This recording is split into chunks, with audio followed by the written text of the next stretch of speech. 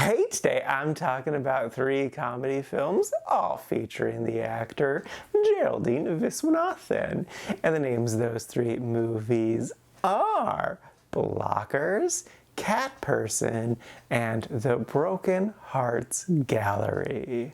First up is Blockers. This is a 2018 film starring a stacked cast. You got Leslie Mann, John Cena, Ike Barinholtz, Catherine Newton, Geraldine Viswanathan, and Gideon Adlon, as well as a smattering of other actors you would definitely recognize. The basic premise is it's senior prom, and this trio of best friends have decided to all lose their virginities on the same night. But wouldn't you know it, their parents find out and are trying to stop it. And it's so much fun. I thoroughly enjoyed this movie. I've actually seen it a number of times. I first saw it back when it came out in 2018 and own it on Blu-ray and have watched most of the bonus features. It's a really delightful and charming film that I'm so glad that I own. This is like the 3rd or 4th time that I've seen it, and honestly it's my favorite viewing of it so far. I think what really got me this time was just how three-dimensional all of the characters are, because they're all really set up as pretty one-note things. Like Leslie Mann is this her daughter is her entire life person, but there are definitely nuances to her character. Ike really grabbed me this time, just because he does come off as this giant idiot, but he is the voice of reason for so much of the movie. It's such a fun idea to have the village idiot as the voice of reason. It really tells you just a lot about like the mindset of the other characters. I really love just like the sweetness of it too. It really got to me this time. Like Catherine Newton's character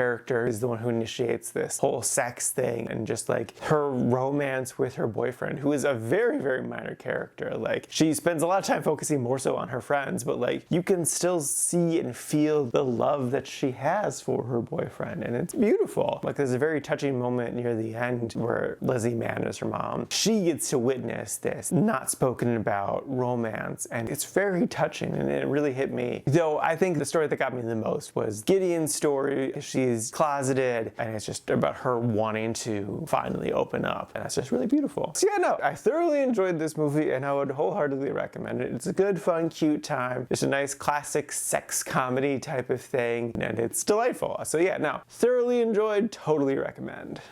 Next up is Cat Person. This is a 2023 film starring the always charming Amelia Jones. And the basic premise is this young movie theater employee meets this really tall, incredibly awkward man, and they have the most painfully awkward relationship, period. Like, this movie technically did a good job in nailing the emotion of incredibly awkward, but it was unrelenting. Like the amount of secondhand embarrassment that I was getting while watching this film was just unbearable. It's like the iconic episode of The Office, Scott's Tots, but somehow even worse. I just couldn't with this movie. If they just chilled out for a hot second, I could have enjoyed it, but it was just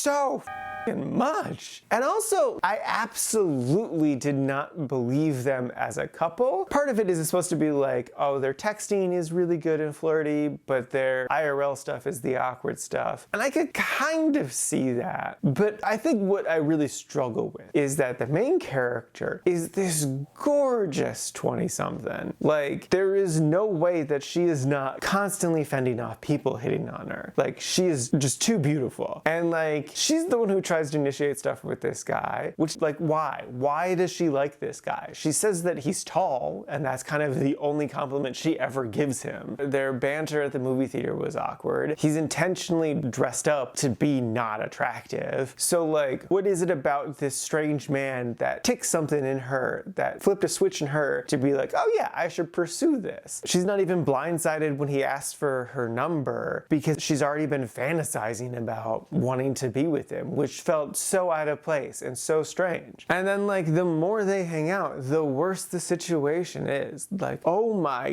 God, the first time they kiss is so fucking gross. And yet she let things persist further, and like that's the point of the movie, is that society has conditioned women to ignore their instincts and continue on in a relationship or into sexual activity even though they don't want to. And it's like, I don't buy it for a second with this character. Especially like when it got to the sex scene, which, oh my God, no. Because she even admits during the sex scene, this isn't her first time having sex. Okay, so you're experienced in bed to the point of you're scoffing at the idea of this is your first time. Why are you doing this? Why are you going along with the most awkward sex ever? What is this? You're giving him all of the verbal signals to continue, and so he's going along with that, and you're just making the situation worse by not saying anything. It's later revealed he's a terrible person, but like at this point all he is just really awkward. So like this is just on you. It feels like I'm victim blaming, but like it's legit just on her for just not saying anything. And like she has these crazy fantasies about like him hurting her and stuff, which is most of what their relationship is just incredibly awkward situations and her fantasizing about him hurting her. So where the is the romance in this? Why is she in this situation? She is clearly having an awful time with the whole thing. Who in their right mind would stay in any sort of situation like this? In order for me to buy this in any way, shape, or form, I need to see that spark. I need to see that romance. I need to see them have good, positive moments. You can have a story where she doesn't want to do something, but she says yes anyway. Like that's a fine premise for a story, but you gotta give me something to latch onto to make me believe that she wouldn't just immediately blow this guy off because he has no redeeming qualities other than he's tall. So yeah, no, I did not care for this movie and I would not recommend it. I wanted so desperately to like it because I really like Amelia, but man, oh man, no. And lastly is The Broken Hearts Gallery. This is a 2020 film starring some people you'd recognize, but unfortunately this is not a good movie. It's mostly very poorly written.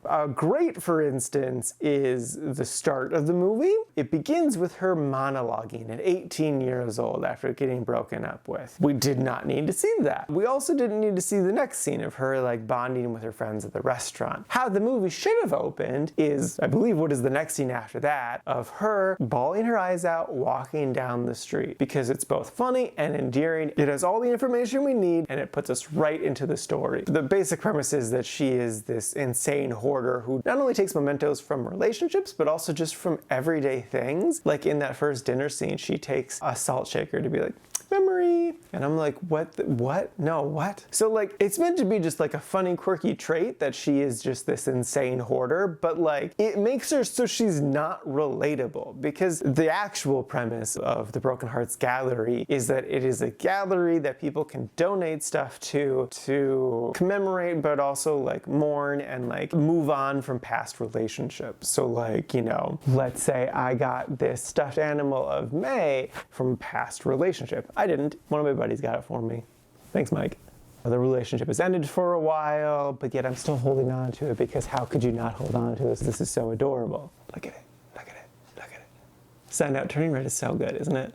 Anyway, but then I would donate this to the Broken Hearts Gallery as a way to help me move on from the relationship. But like, when the main character literally hoards everything possible, no one can relate to this. Who just takes a salt shaker from a lunch with her girlfriends when they talk about nothing? Like, this was not a significant lunch in the least. I'm just gonna hold May for the rest of this review because she's straight up just a crazy person, and it's so unrelatable. There are some cute moments, but like, man, it just, nah, I could not with this movie. So yes, no, I did not care for this movie, and I would not recommend it. It is just a deeply flawed script that the actors could not salvage. So yeah, no, don't watch this. Alrighty, now for today's rankings. First up, we got Blockers, sitting at number 6. in the really like section. And then after that is Cat Person, sitting number 19 in the didn't like section. And then bringing up the rear, rightfully so, is the Broken Hearts Gallery, sitting number 20, again in the didn't like section. And this is out of a total of 21 old movies so far this year.